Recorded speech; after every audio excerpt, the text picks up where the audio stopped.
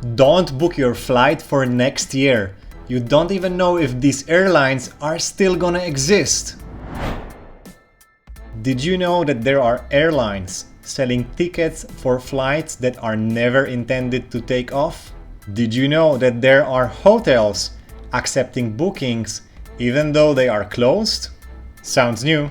Well, indeed, there are a couple of new things to watch out for when traveling in 2021 and in the following couple of years. Even if you are an experienced traveler, I guarantee you that you will learn some valuable tips in the next couple of minutes. I will tell you why you should now be careful when booking your accommodation on Agoda, Booking.com and similar websites, why you should be careful when booking your flight more than ever before, and what new factors you should take into consideration when planning your next international trip.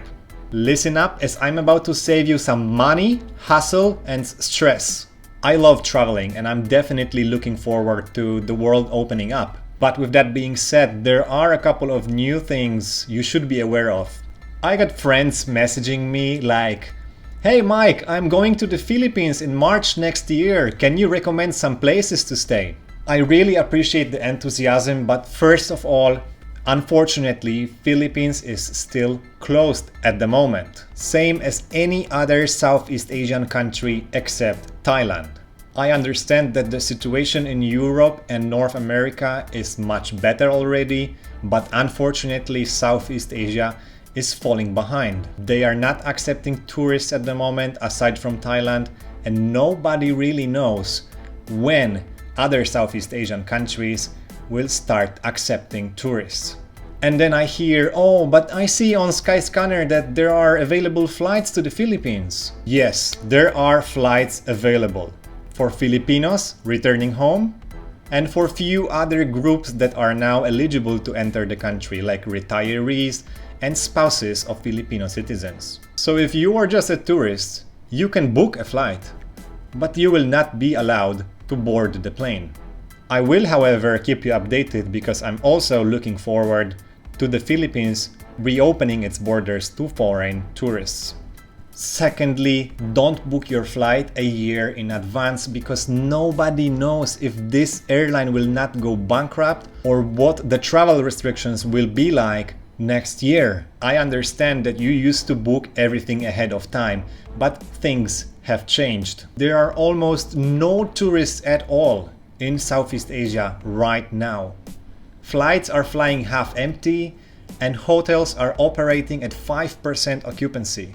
You don't have to worry that something will be fully booked anymore. On the other hand, there are a couple of new things you should worry about. For example, there are airlines listing flights on their websites that are never intended to take off. Look, airlines are struggling financially. They are drowning and they are trying to do anything they can to save themselves. Unfortunately, it is a common practice nowadays that airlines will sell tickets for a flight that they will just cancel later on. This way, they will earn money from people who booked a non-refundable flight. If they are not doing this intentionally, nowadays there are plenty of reasons for a flight to be cancelled. That's why it is so important nowadays to book a refundable flight. I know you probably never did it before, me neither, until 2020 came. You know this moment when you are booking your flight and they ask you if you want to pay additional $50 to be able to cancel your flight and get the refund? Yeah, I was always like, never mind, what can go wrong? I'm not gonna waste $50. Well, now there are many things that can go wrong, and I strongly advise booking a flexible flight with a free refund, even if you have to pay additionally. Pro tip: if you want to make sure that a particular flight is really operating, go to flightradar24.com. This is not sponsored, it's totally free, it's just a little trick that I want to share with you. On that website, you can check what flights are actually in the air right now.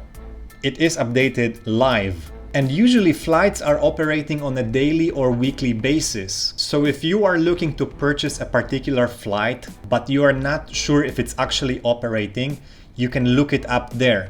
Let's say you want to fly from Dubai to Bangkok next month with Emirates, but you are not sure if they are just selling tickets or are they actually flying.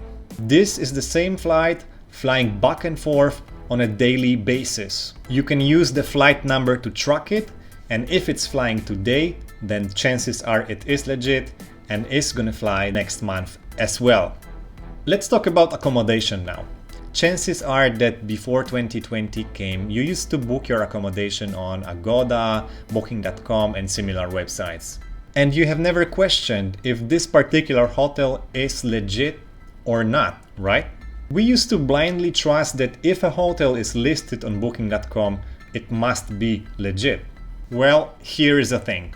Nowadays, there are hundreds of hotels that are closed but are still listed on Booking.com and Agoda, and they are still accepting bookings. They will gladly take your money. You will receive an automatically generated booking confirmation, and then you will arrive at the place and it will turn out that it has been closed for months now, or it is currently operating as a quarantine facility.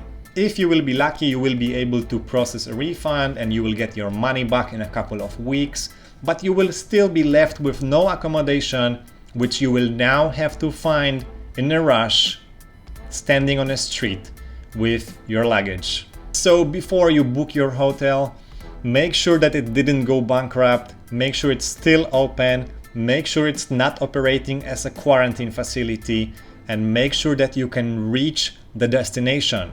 Example, let's say you are in USA and you want to book a hotel in Cambodia.